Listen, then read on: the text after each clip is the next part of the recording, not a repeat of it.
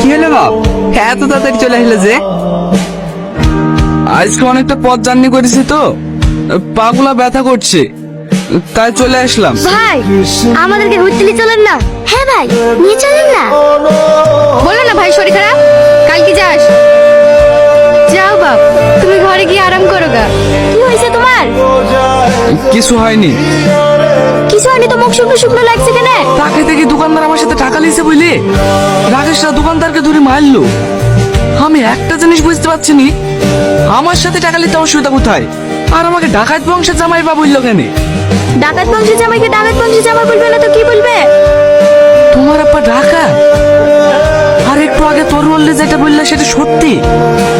হ্যাঁ, ওই গ্রামে সবাই আমাদেরকে ভয় করে চলে। আব্বুর ওপর দিয়ে কেউ একটাও কথা বলে না। শুয়ে পড়লা যে, খাবা না?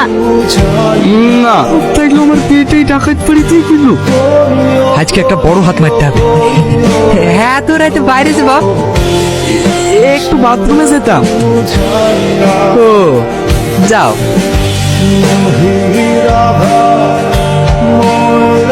কি হলো বাপ, বাথরুমে গেলে না যে? আর বাথরুম হবে না। কি হলো? কি গো, এই এত তাড়াতাড়ি চলে আসলা যে? হয়ে গেল? বাইরে তোমার আব্বু বন্দুক নিয়ে বসে আছে। বসে আছে? এত আবার ভয় পাওয়ার কি আছে? আমার যা হয়েছে আমি জানি। শালা এই বাড়িতে কি বিঘা দিয়েছি পড়েছি।